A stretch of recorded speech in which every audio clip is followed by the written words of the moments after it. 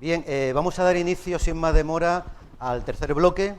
Recordáis, ¿no?, que lo hemos dividido en esa lógica secuencial, ¿no? El primer día hablamos más de política de desarrollo, ayer tuvimos un monográfico sobre ODS 4, cooperación educativa en general, y la idea era empezar a entrar hoy al corazón del lema del curso, ¿no?, que tiene que ver con cooperación avanzada, universidad e Iberoamérica, ¿no?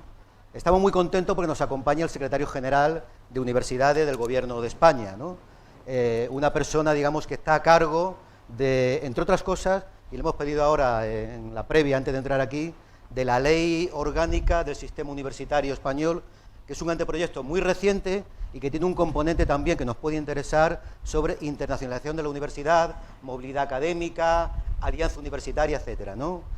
Voy a presentar brevemente a José Manuel Pingarrón, como digo, secretario general de Universidades, doctor por la Universidad Complutense de Madrid, catedrático de Química Analítica por la Universidad Complutense, ha sido profesor visitante en la Universidad de Cornell, es autor o coautor de más de 450 artículos científicos, más o menos es la reseña que tengo, en revistas internacionales y capítulos de libro, y entre otros cargos ha sido presidente de la Sociedad Española de Química Analítica, vicepresidente de la Real Sociedad Española de Química, vicerrector de transferencia de conocimiento y emprendimiento de esta universidad y secretario ejecutivo de la sectorial de I+D+I de la CRUE. Por tanto, yo creo que es una persona que nos puede ayudar a entender, es una persona bien muy vinculada a la cooperación iberoamericana por su experiencia desde el ámbito universitario. Por tanto, secretario general, hoy entraríamos de alguna forma en el corazón del curso y tienes, digamos, la posibilidad de hacernos entender un poco más de qué trata la cooperación académica, esa gran desconocida, muchas veces decimos, que tiene un flujo de movilidad muy importante, pero que no siempre está suficientemente claro. Por tanto, estamos muy contentos de que el secretario general nos acompañe y, si te parece, avanzamos. Muy bien,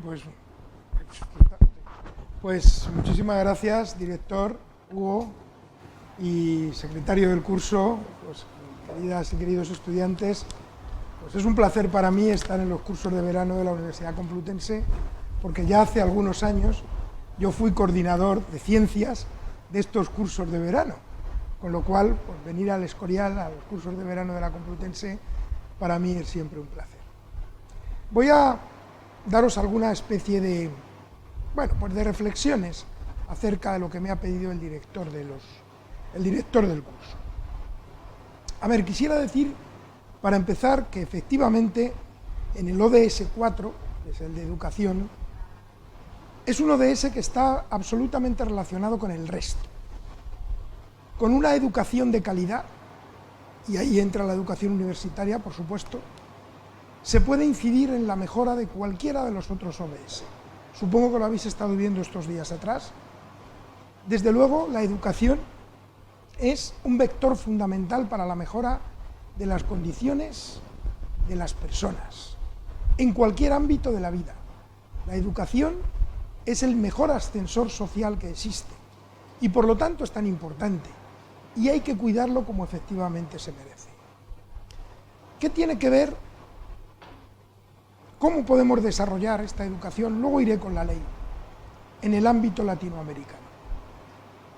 El ámbito latinoamericano, y ustedes probablemente lo conozcan igual o mejor que yo, es un ámbito muy heterogéneo. He tenido, desde que soy secretario general de Universidades, la oportunidad de acudir a 2 cumbres de ministros y ministras de educación, el primero en La Habana en febrero de 2020, donde nos encontramos, justo un mes antes del comienzo de la pandemia, lo cual luego todo se paró. Y hace relativamente pocos meses, no me acuerdo exactamente cuándo fue, Félix, pero hace poco, en marzo y 1 de abril, estuve en la República Dominicana, en Santo Domingo, también en una reunión de los ministros y ministras de educación. Y ahí hay una serie de puntos que fundamentalmente, y que luego tienen reflejo en lo que es la ley española, me gustaría comentar. Para empezar, el sistema latinoamericano de educación superior es un sistema muy diverso, con las fortalezas y las debilidades que tiene esa diversidad. En estas reuniones, pues cuando habla Brasil, Argentina, México, Chile, se ven que sus problemas tienen una cierta naturaleza.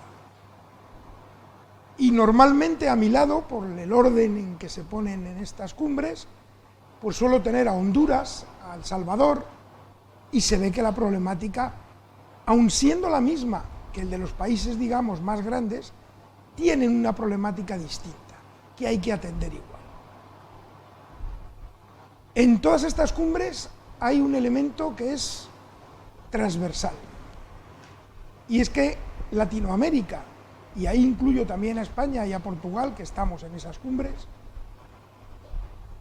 necesita construir un sistema de educación superior basado en la equidad. Esto es extremadamente importante.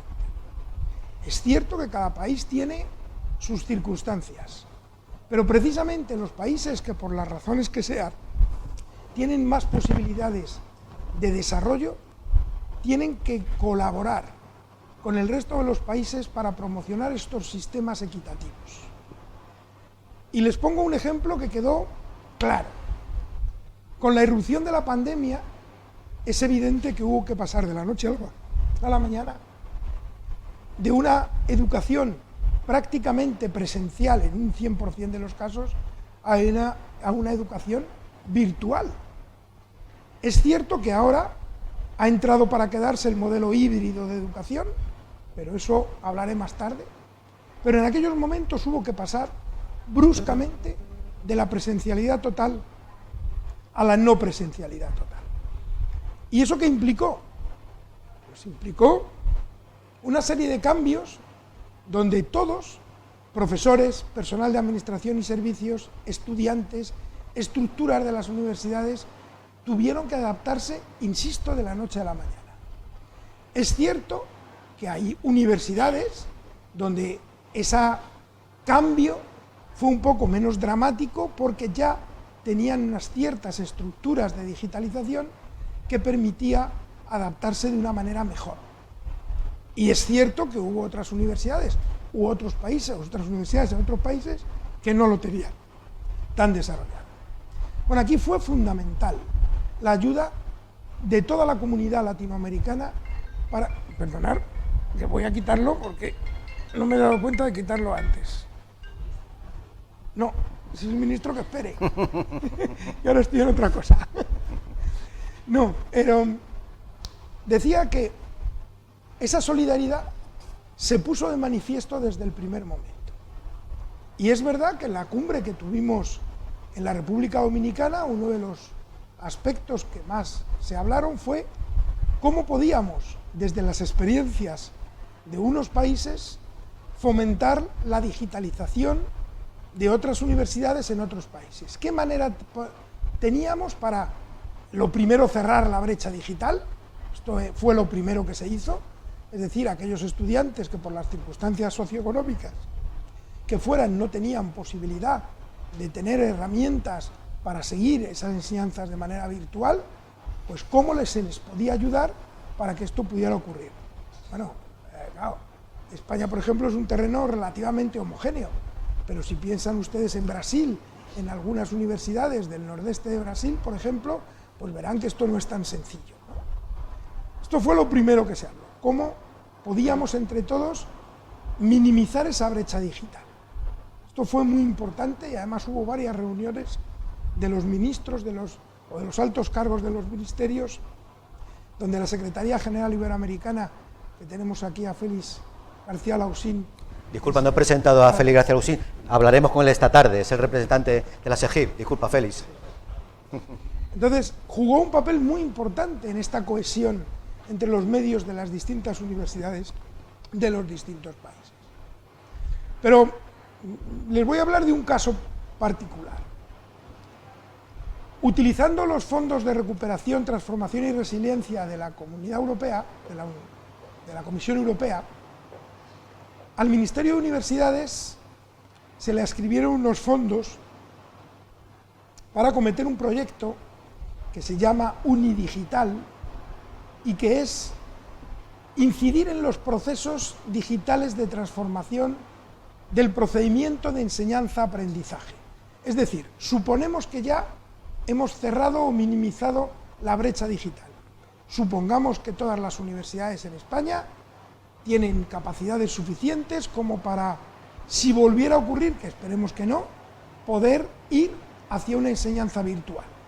Y en el caso que es presumible que ocurra, tener esos medios para, o bien en los títulos que se consideren conveniente, utilizar esas herramientas digitales, o bien, que esto es algo que va a ir cada vez más, acudir a un modelo híbrido de enseñanza. Una parte presencial, una parte digital. Déjenme que meta una cuña aquí, que luego volveré con respecto a la ley. Fíjense que en España, en los próximos 10 años, se prevé que haya un decrecimiento demográfico en la cohorte de personas de 18 a 24 años de aproximadamente 200.000 personas. Es decir, nos vamos envejeciendo, que es exactamente lo contrario de lo que pasa en Latinoamérica. Entonces, cada vez, y luego volveré sobre ello, cada vez es más presumible que, además, no en vez de, sino además de nuestra cohorte, digamos, prioritaria, que es esa población de 18 a 24 o 25 años, para hacer los grados universitarios, cada vez será más necesario acudir a una formación permanente a lo largo de la vida. Es decir, cada vez tendremos que acudir más a esa formación permanente, que insisto, luego iré, porque esto es un aspecto muy importante de la ley, que permitirá cumplir las exigencias de formación no solo de los egresados universitarios, sino de toda la población trabajadora. Insisto, luego esto irá después, pero ¿a qué venía a cuento con lo de Unidigital?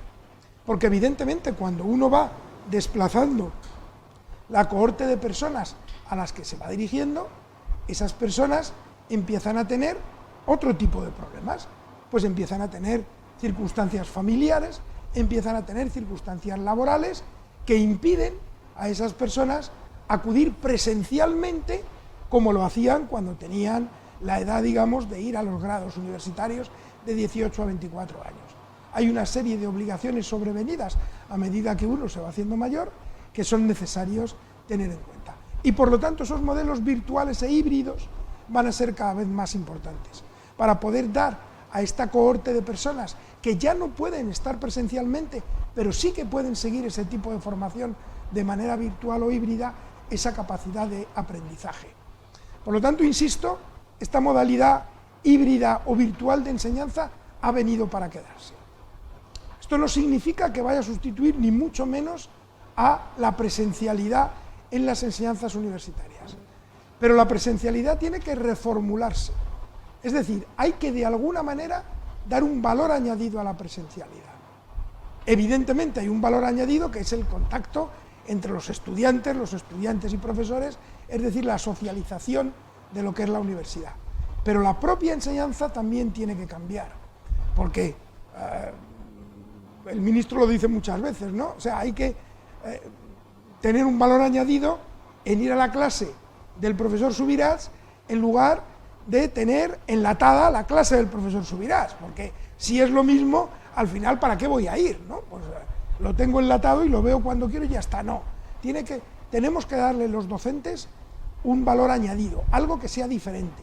Y por eso los proyectos de innovación docente, que luego iré dentro de la ley, son tan importantes. Bueno, pues después de esta pequeña regresión, vuelvo a Unidigital.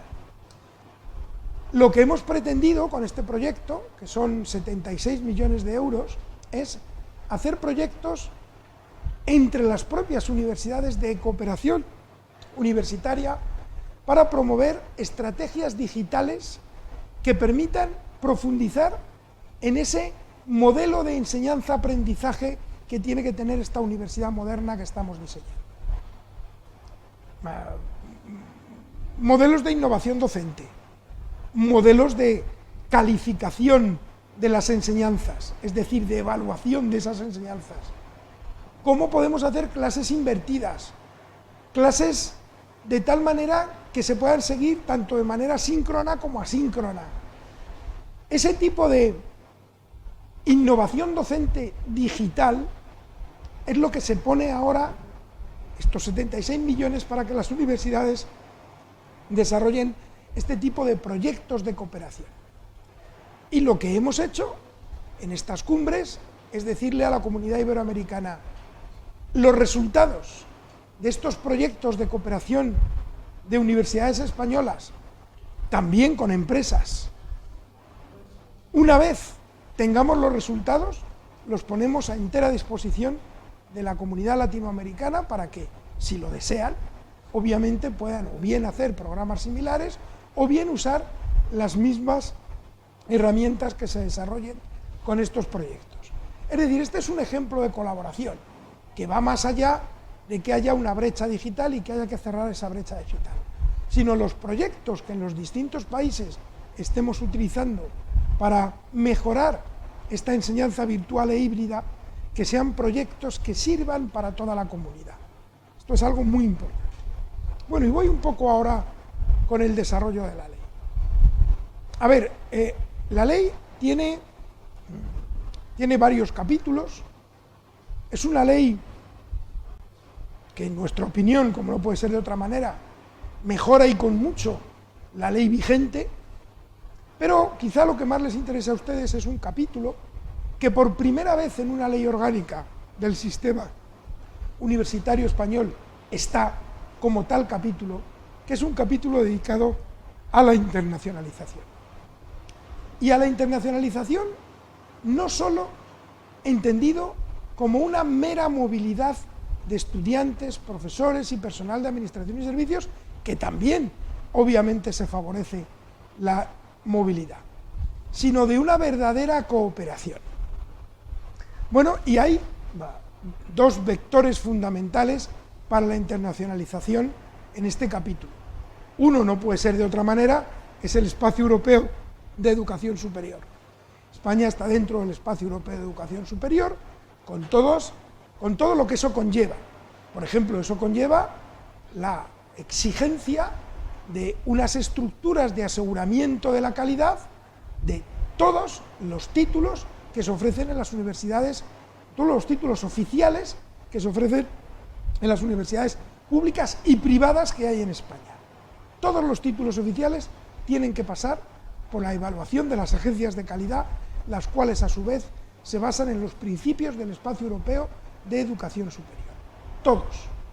Y ahora los títulos propios de las universidades, los que no son oficiales, también van a tener que pasar por el sistema interno de aseguramiento de calidad de la universidad, que a su vez está asegurado por la acreditación por una agencia de calidad.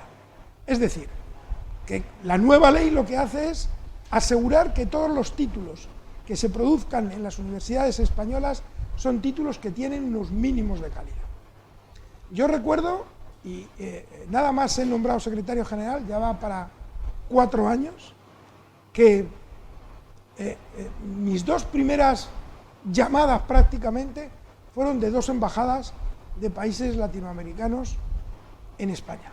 No diré cuáles, 2 embajadas de países muy importantes, con una queja, y era que había algunas universidades españolas que estaban vendiendo titulaciones online a sus conciudadanos sin decir que no eran títulos oficiales, que eran títulos propios. Decían máster en lo que ustedes quieran. Claro, si no es un máster oficial, es un máster propio, pero no tiene la misma validez. Y me llamaban los embajadores quejándose amargamente de que cuando sus conciudadanos y conciudadanas iban con ese título de máster al mercado laboral, les decían: sí, oiga, pero esto es un máster de la Universidad X, no es un máster avalado por el Estado español. Y había un cierto engaño en esa oferta, ¿no? Y entonces, pues efectivamente, una de las primeras actuaciones de cuando yo entré en el ministerio fue poner coto a eso. Por eso les acabo de decir que en el Real Decreto, que ya está en vigor, que en fin, la ley mandata al Real Decreto, pero el Real Decreto ya está publicado, el 822/2021, es absolutamente necesario que todos los títulos oficiales y propios tengan ese marchamo de garantía de calidad que dan las agencias. Esto es fundamental, para que nunca más pueda volver a ocurrir esa llamémosle estafa porque era así, de aquella manera, ¿de acuerdo? Vale. Obviamente las universidades pueden establecer sus másteres propios, pero diferenciando claramente de los que son oficiales. Y tienen que ponerlo en la publicidad de sus páginas web, los que son másteres oficiales y los que son másteres propios de la universidad. No puede dar lugar a engaño, porque, hombre, yo entiendo que si se habla de máster, pues un ciudadano que esté en Guayaquil no tenga por qué saber, ni muchísimo menos, qué diferencia hay entre un máster oficial y un máster propio. Pues ahora sí, entrando en la página web, tendrá que saberlo y podrá saberlo. Bueno, pues como digo, esto es un aspecto muy importante, el aseguramiento de la calidad. O sea, que las enseñanzas para nosotros es fundamental. Y por lo tanto tenemos que cumplir los principios del Espacio Europeo de Educación Superior. Pero al mismo nivel que el Espacio Europeo de Educación Superior está el Espacio Iberoamericano del Conocimiento, que, si ven, es un poco distinto, porque cuando hablamos del conocimiento hablamos tanto de la educación superior como de la investigación y de la transferencia de conocimiento. Son dos cosas que también voy a comentar de manera breve. ¿Qué hacemos en la ley para fomentar la internacionalización? Bueno, pues por ejemplo, supongo que saben ustedes que hay, a partir de una propuesta del presidente Macron de la República Francesa, la Comisión Europea hizo una serie una oferta de financiar alianzas europeas, alianzas de universidades europeas, las estrategias de alianzas europeas, con una financiación extraordinaria, para que, uniendo los esfuerzos de universidades europeas, fuéramos capaces de ofertar grados de nivel europeo, de favorecer la movilidad, la investigación y la transferencia e intercambio de conocimiento entre las universidades y los ecosistemas investigadores e innovadores de esas universidades. Esto es una prioridad absoluta para Europa y por tanto es una prioridad absoluta para España. Entonces, los grados y los másteres que provengan de esas alianzas europeas serán grados y másteres que, una vez que una agencia de evaluación de calidad europea, cualquiera que sea que esté inscrita en el registro europeo de agencias de calidad, lo acredite, es automáticamente reconocido por el resto de agencias de calidad europeas, de tal manera que no hay que hacer ningún otro tipo de verificación. Bueno, esto es algo que intentamos llevar al espacio iberoamericano del conocimiento. Este reconocimiento mutuo de las agencias de evaluación de calidad iberoamericanas es un vector fundamental, me imagino que hablarás esta tarde, Félix, un vector fundamental de la cooperación iberoamericana. Que las agencias de evaluación de calidad y, por tanto, los títulos que emanen, que estén verificados por esas agencias de calidad en el espacio iberoamericano del conocimiento, se reconozcan mutuamente, es un factor importantísimo para poder favorecer no solo la movilidad del estudiantado, sino también del profesorado. Luego, digamos que este ejemplo de cómo funcionan las agencias de evaluación europeas, pueden los países latinoamericanos, de una manera análoga, similar, de hecho ya existe una alianza de agencias de calidad latinoamericanas, se llama CIACES, que evidentemente pues ya se hablará en estos días. Pues este aseguramiento de la calidad es fundamental. Pero no solo los títulos que vengan de las alianzas europeas van a ser reconocidos con mayor facilidad, sino los títulos internacionales conjuntos que estén reconocidos por una agencia de evaluación de calidad también serán automáticamente reconocidos. Y esto ya está actualmente en vigor en el Real Decreto. Es decir, esa confianza entre la formación que se da en determinados títulos avalados por las correspondientes agencias de calidad y dentro de los acuerdos de esas agencias de calidad es un instrumento clave para la internacionalización. Nosotros es evidente que en España tenemos un interés enorme por los estudiantes latinoamericanos, por motivo de la lengua y por motivos de hermandad. Es verdad, cada vez más tenemos una demanda de estudiantes del norte de África y del África subsahariana para venir a estudiar a España, cada vez más. Y esto es buena noticia, que prefieren venir a España que no irse a Francia, como era hasta hace poco su destino preferido. Pero es evidente que el grueso de los estudiantes extranjeros que vienen a España son de los países latinoamericanos. Esto tiene, y luego también hablaré, tiene algún aspecto que en la ley hemos tratado de mejorar. Por ejemplo, un factor muy de andar por casa, pero que es muy importante: los permisos de residencia, ¿no? Los visados.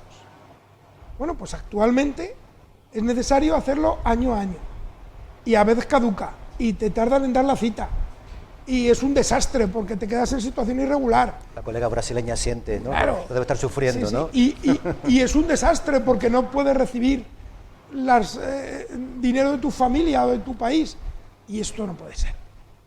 Entonces, una de las disposiciones finales que hemos puesto en la ley, obviamente consensuado con el Ministerio de Interior y el Ministerio de Migraciones, es que cuando se venga a hacer un grado, por ejemplo, que dura 4 años, el permiso dure 4 años. Me parece obvio, siempre y cuando haya, bueno, pues digamos que cumplir los requisitos de que uno se matricule y siga matriculado y haciendo los estudios, no que se matricule y desaparezca, ¿no? Que esto, en fin, sobre todo con algunos países africanos, tiene otras connotaciones, ¿no? Entonces, es verdad que pues esto está puesto en la ley, de tal manera que si esto sale adelante, pues una persona que viene a hacer el grado tendrá el permiso desde el principio y se despreocupará hasta que acabe el grado, e incluso se puede prorrogar, si en vez de 4 años, pues tarda 5, ¿no?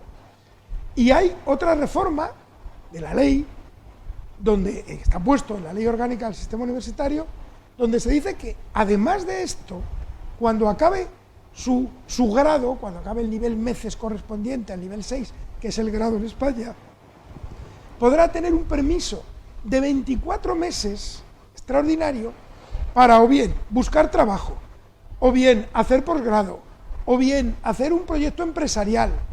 Es decir, que se va a facilitar la venida de estudiantes extranjeros a España, de tal manera que estas trabas enormes, que efectivamente me consta, y sobre todo, bueno, pues tenemos, en fin, con estudiantes marroquíes, que hay muchos en universidades españolas, es un verdadero suplicio. Luego, cuando vienen, les ha caducado el permiso, y entonces, bueno, en fin, la embajadora de Marruecos un día me invitó a su residencia y me estuvo contando unos casos que realmente son sangrantes, ¿no? Llaman la atención. Bueno, pues intentemos con estas medidas hacer que eso sea posible. Como es fundamental para nosotros, y por eso estamos desde el Ministerio estableciendo lo que se llama MOUs, Memorandum of Understanding, acuerdos con diferentes países para reconocer mutuamente el acceso a la universidad. Es decir, que alguien que quiera venir a estudiar un grado a España no tenga por qué examinarse de la selectividad, sino que haya un acuerdo en que el acceso sea automático para de los estudiantes que vienen de ese país que ha firmado el acuerdo con España, y sea recíproco. Estamos ahora mismo viendo acuerdos de acceso, pues seguro que me dejo alguno, con Colombia, con Ecuador, con Chile, con Argentina, con Uruguay, con Venezuela, con la República Dominicana, y seguro que me dejo alguno por ahí, con Chile. O sea que efectivamente estamos intentando eliminar las trabas para que los estudiantes latinoamericanos puedan venir a España. Esto es muy importante. Obviamente, si uno quiere venir a estudiar medicina, pues saben ustedes que tienen que examinarse de las 4 asignaturas, que son la prueba específica, que es la prueba de admisión, digamos, la de mejora, ¿no? Eso sí, porque eso tienen que hacerlo igual que lo tienen que hacer los estudiantes españoles, ¿no? O sea, se trata, en definitiva, de que un estudiante que venga de Chile o de Ecuador o de Colombia tenga exactamente las mismas condiciones de entrada que un estudiante español. No haya que ponerle trabas adicionales para que acceda a la universidad. Luego, pues, hay, claro, los países son muy distintos, la mecánica es muy diferente. Ayer me visitó el rector de la Universidad de Buenos Aires. Supongo que saben que la Universidad de Buenos Aires pues, es una de las mejores universidades del mundo. De hecho, mi universidad tiene un acuerdo, una alianza internacional con la Universidad de Barcelona, la Universidad Autónoma de México, la Universidad de Sao Paulo y la Universidad de Buenos Aires. Pues son, digamos, las 5 grandes universidades en el ámbito latinoamericano. No es que no haya otras igual de buenas, pero quizá las más grandes en tamaño sí que son, pues hay una alianza.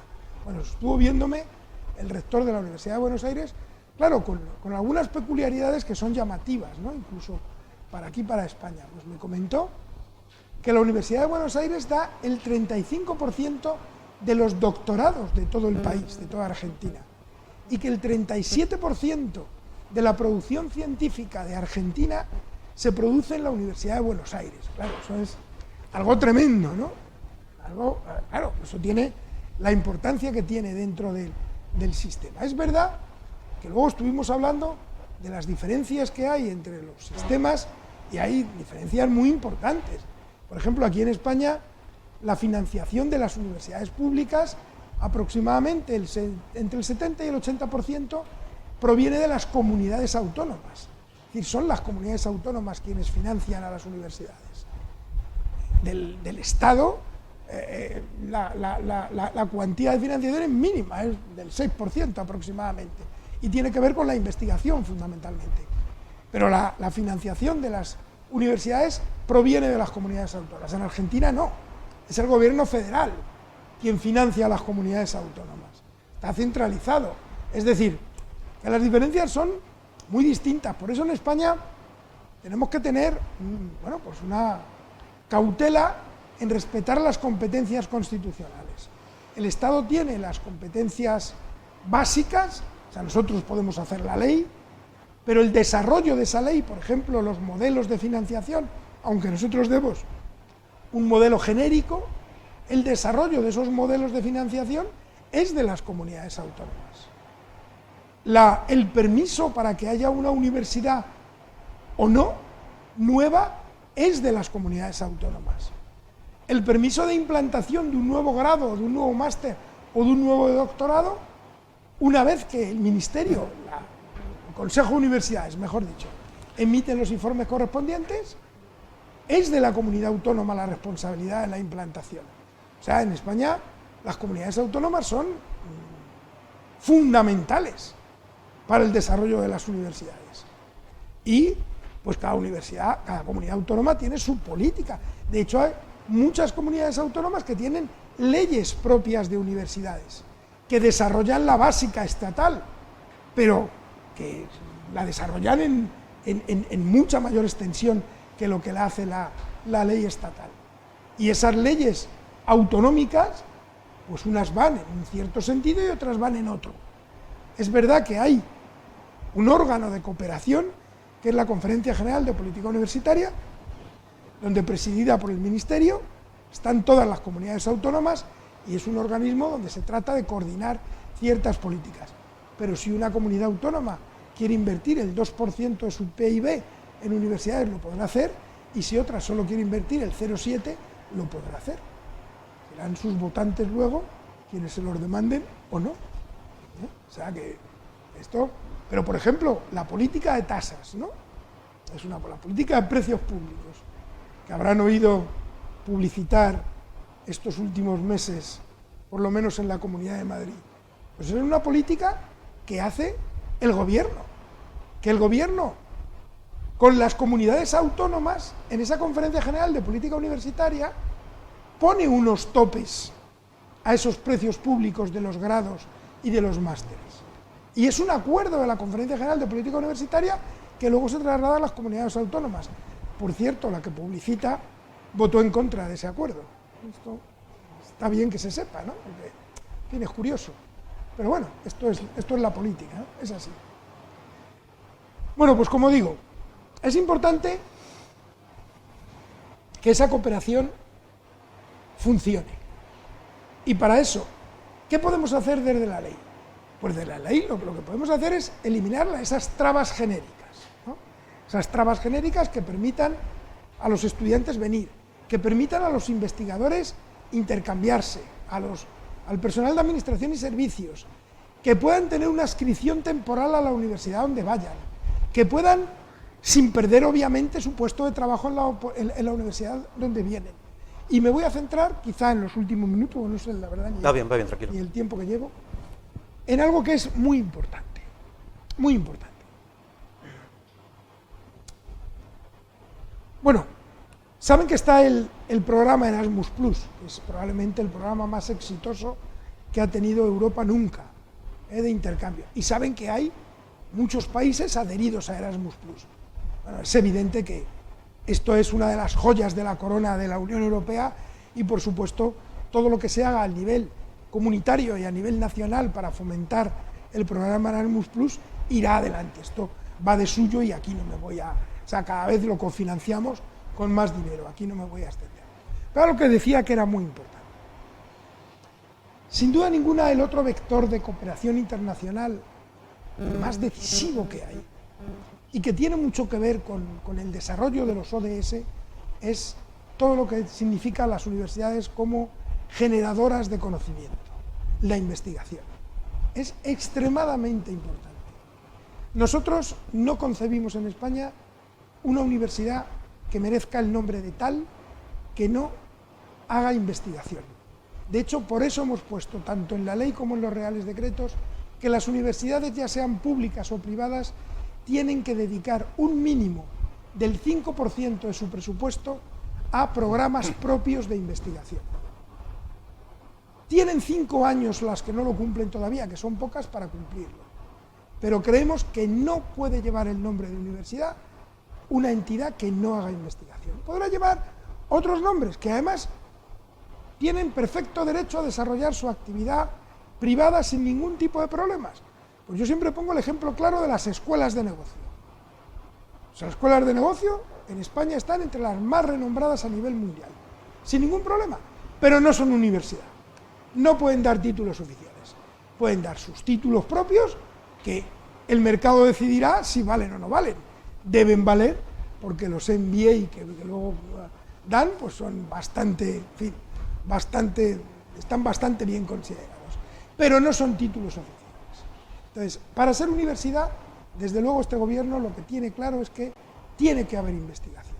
Si no hay investigación, usted podrá llamarse Centro de Estudios Superiores, Academia X, lo que usted quiera, pero no es una universidad. Y esto está en la ley. Para nosotros esto es extremadamente importante. Tiene que haber investigación porque la investigación es el vector fundamental para poder mejorar en casi todos los ODS que están ustedes viendo estos días. En casi todos. En el cambio climático, en la mejora de la energía, en las energías sostenibles, en la sostenibilidad del planeta, en una mejor salud. Todo eso tiene que ver con la investigación. La investigación es el elemento fundamental que hace que la sociedad avance hacia un modelo de sociedad más equitativa, más justa y más sostenible. Y el ejemplo más claro ha sido durante la pandemia. Si no hubiera sido por la investigación, la que se hizo en ese momento y toda la que venía de atrás, desde luego no hubiéramos tenido en un año una vacuna. Eso ha sido un hito que, en fin, los contemporáneos no nos damos cuenta. Pero cuando alguien pregunta, hace 20 años, cuánto tardaba en desarrollarse una vacuna para lo que fuera, tardaban decenas de años. Y ahora hemos sido capaces de tenerlo en un año. Esto es un avance realmente impresionante. Y esto hace que la investigación sea un vector fundamental. Pues bien, el hecho de que en la ley hablemos del espacio iberoamericano del conocimiento, no solo del espacio iberoamericano de educación superior, tiene que ver exactamente con esto. Queremos que la investigación sea un vector fundamental de la cooperación entre, desde luego, España y los países latinoamericanos. Sin duda ninguna. Esto es fundamental. Y para eso, ¿qué hay que hacer? Fomentarlo. ¿Cómo? Pues fomentando la movilidad de investigadores, estableciendo programas de investigación conjuntos entre las universidades latinoamericanas y las universidades españolas, estableciendo programas de investigación conjunto entre las propias universidades latinoamericanas, estableciendo esas redes de cooperación que permitan a su vez tener una masa crítica de investigación suficientemente grande como para que Latinoamérica sea una potencia en investigación. Esto es extremadamente importante. Y ahí es hacia una de las tendencias. Y por eso en la ley lo que hacemos es no solo limitarnos a la movilidad de los estudiantes, que obviamente es un factor importantísimo, pero no solo. Hay que hablar del factor que tiene que ver con la cooperación de las universidades en investigación. Y algo que ahora cada vez está también más claro. La investigación básica es fundamental. Yo siempre digo que no hay investigación básica o aplicada. Hay investigación básica, hay investigación buena o mala, y la buena a veces se aplica. Yo en mi currículum tengo 11 patentes también, o sea que sé de qué hablo. Pues, creé una empresa basada en el conocimiento, una spin-off de la universidad, es decir, que tengo experiencia en estas cosas. Y es muy importante que se establezcan estructuras y los estados con su legislación básica ayuden a que ese conocimiento que se genera en la universidad se intercambie, porque la palabra transferencia no me acaba de gustar, porque parece que el conocimiento está en un sitio y fuera de ese sitio no hay. Y claro que hay conocimiento fuera de la universidad, y mucho. Por eso nos gusta lo de transferencia e intercambio, porque se puede intercambiar conocimiento, no solo transferir, como si fuéramos los depositarios del conocimiento, solo nosotros, cosa que afortunadamente no es. Pero es cada vez más importante que ese conocimiento tenga impacto social. E impacto social es impacto social, que también es económico o no, puede ser de otro tipo. Impacto social. Y de hecho en los proyectos de la Comisión Europea, uno de los factores que se miden ahora para evaluarlos es el impacto que puede tener ese proyecto de investigación. Impacto social, que unas veces, porque esta es otra de las cosas, otro de los mantras que hay que eliminar. Yo soy químico, con lo cual, pues fíjense, no tengo ningún problema, pero la investigación y el intercambio de conocimiento no es solamente investigación e intercambio de conocimiento tecnológico. No, no es así. Es que no lo es que además no es en absoluto verdad. También hay investigación e intercambio de conocimiento en ciencias sociales, en ciencias jurídicas, en humanidades, en artes. Por eso todo esto hay que ahora mismo potenciarlo, para que sea el conocimiento, en el sentido más amplio de la palabra, el que tome el valor central que tiene que tomar en las universidades. Y de hecho aquí en España estamos, en fin, tratando claramente de introducir este concepto. Antes había un sexenio de transferencia de tecnología. Un sexenio es un complemento que se le da al profesorado. Bueno, pues ahora se ha cambiado y es un sexenio de transferencia de conocimiento. ¿Vale? Están todos, ¿no? Todo el mundo se tiene que ver reflejado ahí. Con los criterios, obviamente, adaptados a cada campo de conocimiento. Pues no son los mismos los criterios de investigación o de transferencia de un químico que los de un sociólogo. Pues evidentemente no son los mismos, ni tienen por qué serlos, y afortunadamente no lo son. Pues cada uno adaptado a lo que es su área y su campo de conocimiento. Bueno, pues como digo, esto es tan importante que hemos pedido a la OCDE un informe, España, un informe que nos diga cómo podemos mejorar en transferencia de conocimiento. Fíjense, les voy a dar un dato. España, hace 30 años, empezó una senda de potenciación de la investigación, con un denominado sexenio de investigación, un complemento retributivo al profesorado por investigar.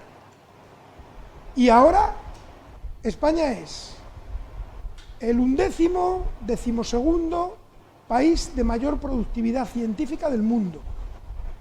Que si nos vamos a lo que se invierte en I+D+I, vemos que tenemos una eficiencia que yo creo que mayor de la de Estados Unidos. 11º, 12º en productividad científica. Es decir, estamos muy bien para lo que es, bueno, el tamaño y el PIB de España. Muy bien. Pero nos vamos a indicadores de innovación, a indicadores de transferencia de conocimiento. Y bajamos del 11º, 12º al puesto 30 o 31 en indicadores de innovación. Patentes, contratos con empresas, empresas spin-off, impacto social. Luego aquí hay un gap que hay que intentar reducir. de varias maneras. Una, legislativamente promocionando que haya esta transferencia de conocimiento con este impacto social. ¿Cómo? Pues introduciendo este sexenio de transferencia de conocimiento, que en el 2019 hicimos un programa piloto y espero que ya, si no es este año, será el siguiente, empezará a haber una convocatoria reglada, para que efectivamente se evalúe y se valore esa transferencia de conocimiento a la sociedad. En segundo lugar, pues eliminando algunas trabas burocráticas legales que existen para que esta transferencia de conocimiento vaya desde la universidad hacia el tejido productivo, el tejido social, el tejido económico, las ONGs, en fin, metan ahí todo, todas las entidades. No solamente es una transferencia de la universidad a una empresa, que también, sino puede ser a una entidad, a una diputación, a una ONG, a una cooperativa. Toda esa transferencia de conocimiento tiene que tenerse en cuenta. Y todo eso tiene que valorarse. Y todo eso tiene que valorarse no solo a nivel individual, sino también a nivel institucional. Cada vez más las universidades tienen o bien oficinas que ayudan a esa transferencia de conocimiento, o bien incluso empresas spin-off nacidas de la universidad que vehiculan esa transferencia de conocimiento. El rector de la Universidad de Buenos Aires me habló ayer que tienen lo que llaman UBATEC, que precisamente hacen este tipo de transferencia de conocimiento, porque facilitan este tipo. Bueno, pues este es otro ámbito de cooperación fundamental en el espacio iberoamericano del conocimiento. La investigación y la valorización social y económica de esa investigación. Y eso es algo que con la potencia que tiene el continente latinoamericano, la juventud de su población, es mucho mayor, como ya les he dicho, que la que tenemos aquí en España, desafortunadamente, y que también esa es una de las razones, mal que les pese a algunos indocumentados, por lo que necesitamos emigrantes. Sinceramente, es que los necesitamos. Es que no nos están haciendo ningún favor. Es una necesidad. Esto es algo que hay que recalcar constantemente, porque, en fin, luego oye algunas cosas que, en fin, que no se puede dar crédito, ¿no? Bueno, efectivamente así es. Pues por eso esa potenciación, esa generación de ese conocimiento a nivel latinoamericano es tan importante. Esa cooperación entre las universidades españolas, los centros de investigación españoles, los organismos públicos de investigación, yo estoy aquí para hablar de universidades, no de lo otro, y las universidades latinoamericanas es decisivo para que esto vaya adelante. Obviamente, nosotros siempre estamos y estaremos en el espacio europeo de educación superior y en el espacio europeo de investigación y de innovación, porque eso va de suyo, estamos ahí, ¿no? Estamos dentro, pero es muy importante para España fortalecer esos ámbitos de conocimiento y esos ámbitos de actuación con el espacio iberoamericano del conocimiento. Bueno, yo creo que esto es quizá los vectores más importantes. Ahora sí puede ser. Muy bien. No sé muchas qué hora gracias. Tenemos que, ¿te parece 15 o 20 minutos? Para... Los que tú me digas. Bueno, muchas gracias, secretario general. Nos veníamos preguntando estos días, ¿no?, con insistencia, de qué modo este noble concepto de la cooperación académica, avanzada, universitaria, se podía expresar en elementos concretos, ¿no? Yo creo que la intervención del secretario general nos ayuda también a entender tanto el esfuerzo que el Ministerio de Universidades español está haciendo como la propia universidad. Esta tarde completaremos también con presencia de la CRUE, de la Secretaría General Iberoamericana, pero ese cómo, ¿no?, que a veces nos ha preocupado estos 2 días atrás, ¿no?, yo creo que tiene bastante expresión en lo que nos estás contando, ¿no? Y seguramente los colegas tendrán interés en hacerte alguna pregunta, ¿no? Paula y después Socorro. De 2 en 2, ¿vale? Paula, por favor. Después, bueno, hay un montón de manos. Bueno. Una pregunta solo por persona, por favor, ¿no? No vale aquello de enlazar 5, ¿no? Para que pueda hablar más gente, ¿no? Buenos días, yo soy Paula Alonso, soy la responsable de posgrado de... ¿Se me oye bien? Sí, ahora. Sí, soy Paula Alonso, soy la responsable de posgrado de Fundación Carolina y estoy en este curso como alumna. Creo que es un privilegio poder tenerle hoy aquí y hacerle una pregunta que a nosotros nos inquieta y todos los años es un problema recurrente para nuestros estudiantes latinoamericanos, y es el tema de las tasas. son competencias transferidas a las comunidades autónomas y hay comunidades autónomas que aplican tasas para extracomunitarios y tasas para comunitarios. Claro, esto para la internacionalización de la universidad es un problema, ¿no? Porque si lo que queremos es abrir nuestras universidades, en el caso de Fundación Carolina, a estudiantes latinoamericanos, cómo eso se hace compatible con que tengan que pagar hasta 3 veces más que si fueran un estudiante de la Unión Europea, ¿no? Y cómo desde el Ministerio se puede abordar este asunto de una manera que sea igual en todas las comunidades autónomas, ¿no? ¿Cómo saltar la barrera de la transferencia de competencias para esto? Esa sería mi pregunta. Muchas gracias. ¿Prefieres contestar uno a uno? Sí, ¿no? Sí, mejor, Vale. porque si no... Bueno, pues, a ver, sí, muchas gracias por la pregunta. De hecho, es la Conferencia General de Política Universitaria quien establece las tasas. Pero nosotros lo único que hemos podido hacer como Ministerio es decir, no las pueden subir. Pero efectivamente es una competencia exclusiva autonómica. Y me acuerdo, en particular, cuando se abrió este tema con los estudiantes chinos. Hubo un momento que se multiplicó por 4 en la Comunidad de Madrid los precios públicos. Y claro, ¿qué ocurrió? Pues que la cantidad de estudiantes chinos disminuyó considerablemente y se fueron a otros países. Entonces, ¿qué podemos hacer? Hacer nada. Podemos convencer, porque como bien ha dicho, es una competencia exclusiva de las comunidades autónomas. Podemos, y esto sí que sería muy importante si nos dan datos, ver, estos datos los podemos tener nosotros, pero si se tuvieran datos de que este factor provoca una disminución de estudiantes extranjeros por las tasas, sería importante para poderlo llevar a la Conferencia General de Política Universitaria. O sea, podemos llevarlo como tema a la Conferencia General de Política Universitaria y a ver si allí se llega a un acuerdo. Pero si una comunidad autónoma decide que no, es que no, porque es su competencia. Socorro, Brasil.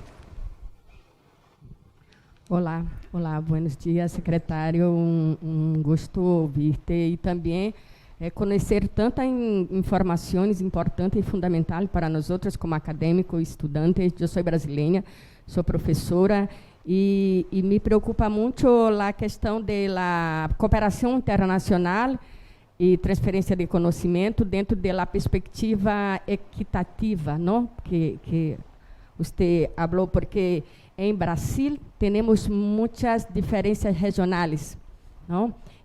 A maior parte da concentração de conhecimento, produção está na região sudeste. Então, é necessário ter em conta que a cooperação tem que observar esta questão do déficit regional que há em Brasil e em outras regiões também. Mas quando para compensar isso, tem que pensar nas regiões, porque tem mais universidade e mais capacidade de produção em uma determinada região do que em outra. Então, isso é um importante ponto para se pensar em esta cooperação com os reitores, com as organizações universitárias. E também a questão social. Em Brasil, a maioria da população é afrodescendentes, mulheres, e também indígenas, quilombolas. Eu penso, secretário, que deveríamos mirar um pouco para esta população. Então, em convênio, pensar em reservas. Em Brasília, chamamos de cota, né? Mas em reservas de este público para acessar a este tipo de cooperações e ações que tem em las universidades. Eu creio que isto oportuniza de uma melhor equilíbrio entre a participação destas pessoas. Não, eu sou negra, eu sou mulher, e não é fácil fazer um doutorado acá. Eu não tenho beca, eu estou me autofinanciando, entendes? Então, eu penso que é necessário ter um tipo de política para estes estudantes que estão acá em Espanha, que querem aprender, querem ampliar seu conhecimento, se formar, mas tem que ter um olhar especial, porque estudante no comunitário, como nós somos chamados, tem muitas travas burocráticas, inclusive com permisso que é anual. E todos os anos eu tenho que ter um informe de minha faculdade para poder ter esse permisso, quando um doutorado é de 3 anos. Né? Então, se tem que mudar isso também. Outra coisa é a questão de não trabalhar. Somos impedidos de não poder trabalhar, então, nem em beca, em investigações, temos que ter cuidado para que isso não venha a prejudicar nós outros como estudantes. Então, eu queria que pudesse falar sobre as desigualdades regionais, sobre a questão social destes segmentos e também as travas burocráticas para os estudantes, porque apenas de grado e master e doutorado, eu penso que tem que ter um foco também direcionado especial, porque estão produzindo conhecimento. Muchas gracias. No, es cierto, me he centrado en las trabas burocráticas para el grado, pero también está en la ley precisamente esos 24 meses, si se tiene el grado, para poder acudir a estudios de posgrado. No, se eliminarían también para el posgrado. Y a ver, aquí hay 2 aspectos importantes. Claro, el Ministerio llega a acuerdos con los gobiernos, ¿no? Pues en Barcelona, con ocasión de la Conferencia Mundial de la UNESCO, tuve la oportunidad de hablar con el ministro brasileiro. Estuve hablando con él, ministro de Educación, ¿no? Y podemos llegar a acuerdos. Esos acuerdos son siempre muy genéricos, ¿no? Son acuerdos muy generales, donde se fomenta la movilidad, la cooperación, pero luego eso hay que aterrizarlos en acuerdos específicos. Entonces, ¿cuál es la mejor manera de dirigir a esos colectivos sociales específicos? La mejor manera es algo que nosotros tenemos en España y que creo que en los demás países también, que es la autonomía universitaria. O sea, si hay un MOU, un acuerdo de colaboración entre España y Brasil, eso significa que, basándose en ese acuerdo, la Universidad Complutense y la Universidad de Campinas pueden llegar a un acuerdo específico para becar personas, estudiantes, investigadores, en el ámbito X con la característica Y. Es decir, nunca encontrará en un acuerdo entre gobiernos el detalle suficiente como para ir a esos colectivos especiales, pero sí entre universidades. Entre universidades, la Universidad de Barcelona tiene 5.000 convenios con universidades de todo el mundo, y la Complutense me imagino que por ahí le andará, si no más. Pero entonces hay que ir a esos convenios específicos, porque son convenios de una universidad con otra universidad específica. Y se pueden hacer si hay interés. Si no hay un convenio específico ahora, se puede hacer. Y ahí es donde hay que aplicar esos criterios particulares de o bien campos de actuación específicos o bien colectivos sociales específicos. O sea, no, creo que me he explicado bien que es acuerdos específicos entre universidades. Es la mejor manera de atender a eso que está usted diciendo. Los memorándum of understanding entre gobiernos siempre son memorándum. Carmen de Ecuador quería decir algo. ¿Cómo está? Buenos días. La verdad que yo estoy muy complacida de haberlo escuchado el día de hoy, porque soy viviente de lo que es el tema de la movilidad académica. He entrado a este país hace unos 10 años y toda mi formación de 4º nivel lo he realizado acá. Y ver este proceso de forma más madura del tema de lo que es la cooperación desde España hacia los países latinoamericanos, especialmente Ecuador, me genera un grato placer ver que en este momento ustedes están volviendo la cooperación un poco más humana, mirándola ya desde otra perspectiva, porque es una gran realidad.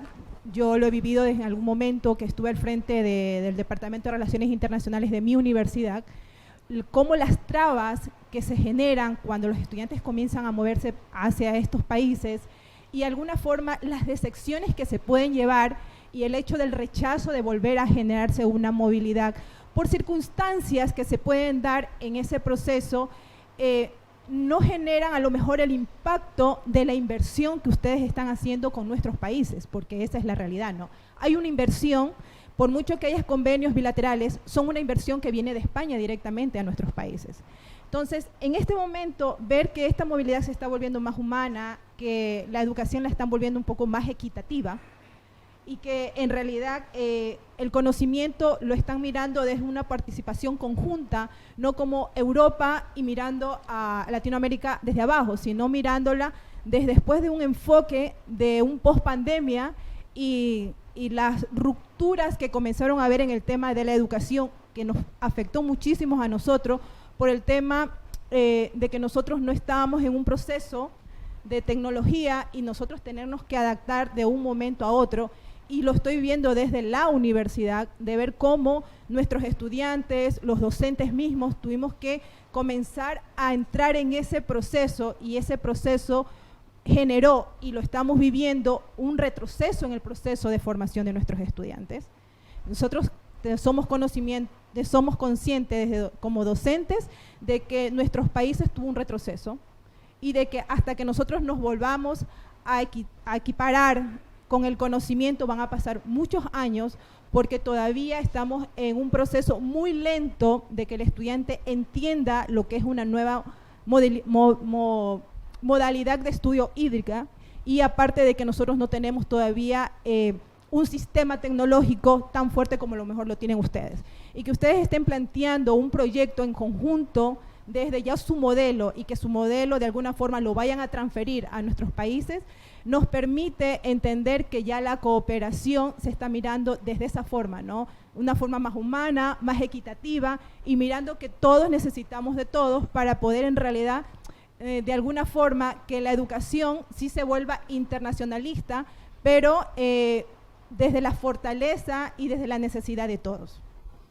Gracias, Carmen. Sí, es un comentario, una reflexión. Totalmente de acuerdo con la reflexión. Es más, en fin, nosotros siempre hacemos mucho hincapié en que todo lo que hacemos es desde el punto de vista de la cooperación, ¿no? O sea, de la cooperación entre iguales, ¿no? Y esto es fundamental, esto es absolutamente fundamental. Una pregunta más, secretario general. Sí. Por favor.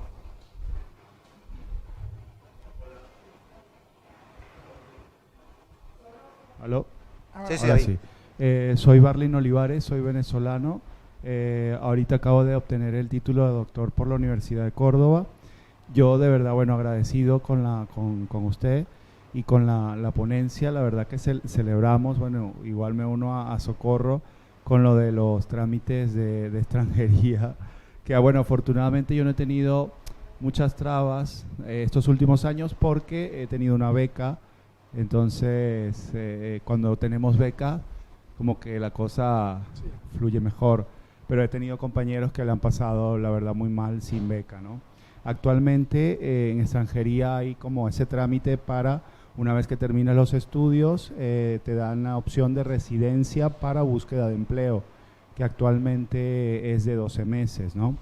La pregunta es, ¿esta ley es un anteproyecto de ley? ¿Está aprobada? ¿Cuál es el siguiente paso para que se ejecute? Buena pregunta. Es un anteproyecto de ley, está aprobado por Consejo de Ministros, ya ha pasado al Congreso de los Diputados, que ya la ha calificado, y ahora está el trámite parlamentario, que al ser una ley orgánica, es un trámite parlamentario que llevará entre 6 y 9 meses. Luego, si todo sale bien, pues a primer trimestre del 23 estará en el Boletín Oficial del Estado, pero a saber cómo será el trámite parlamentario. O sea, puede haber muchos cambios todavía, ¿eh? Pero vamos, estos son los cambios que propone el Gobierno para precisamente facilitar la movilidad del estudiantado. Está haciendo un poco los decisores educativos, digamos, ¿no? Entra en otro ámbito de... No sé si Magnamara quería... O la compañera de Portugal, y ya con eso si quiere cerramos. El secretario general tiene que retirarse. Magnamara y la compañera de Portugal. Gracias. Perdón, de México y Portugal. Te he confundido con... Gracias, Disculpa, profesor. Gracias, José Manuel. Bríndanos con muy buenas informaciones. Yo soy brasileño, yo soy profesor de maestría y doctorado en la área de educación en Universidad Federal de Bahía. por favor, permiso, déjame que te cuente un caso muy específico, apenas para pensarmos juntos acerca de las trabas.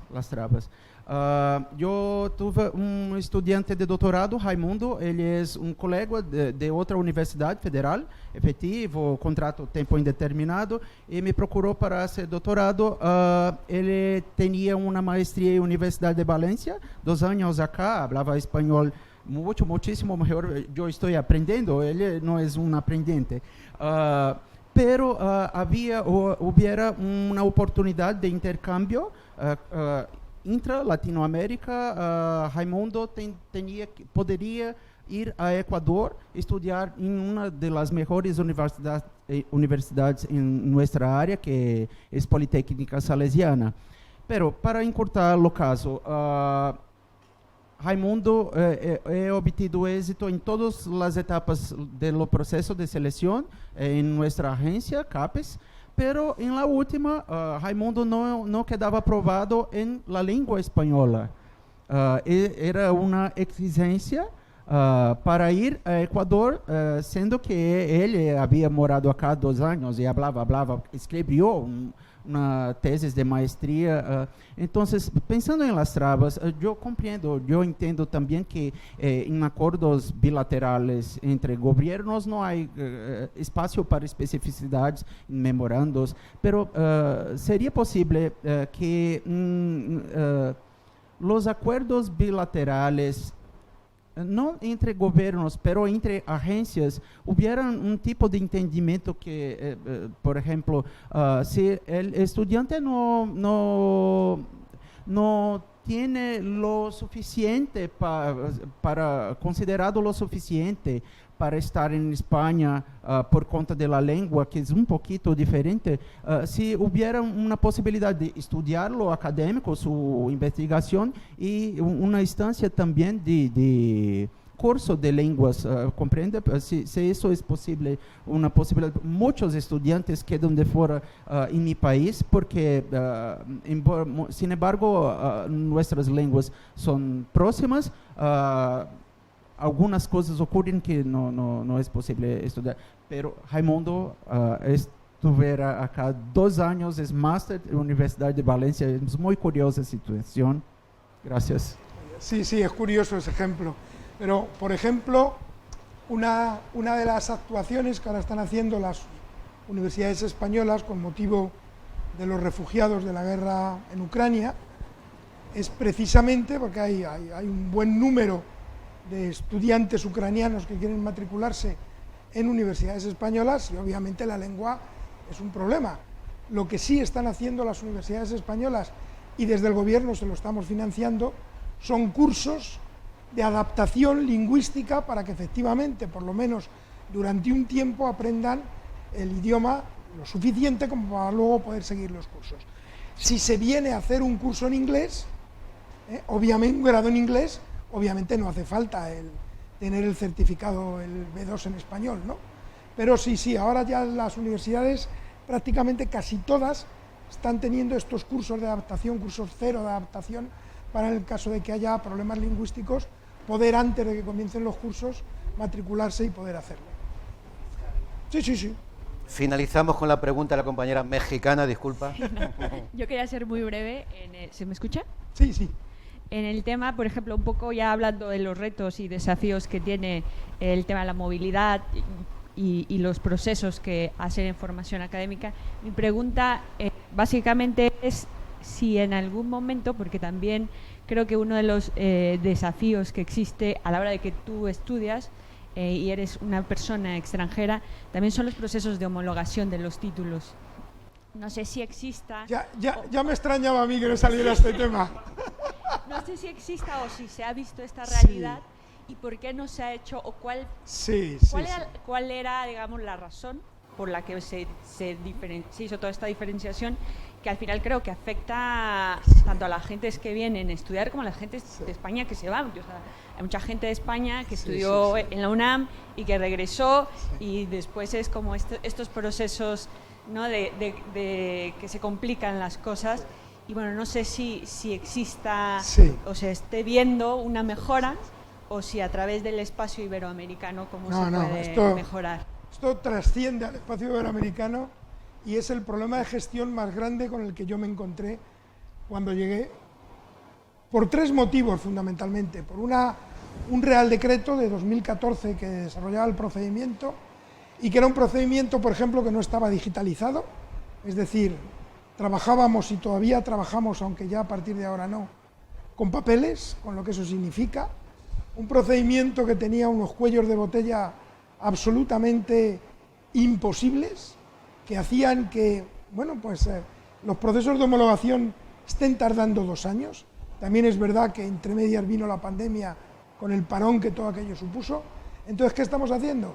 Pues vamos a sacar un nuevo Real Decreto a la vuelta del verano de homologaciones, donde todo esto quedará atrás, evitaremos multitud de cuellos de botella, todo el proceso estará digitalizado, de tal manera que a partir de que entre en vigor un nuevo Real Decreto, las homologaciones se harán en lo que dice la ley, que es un máximo de 6 meses.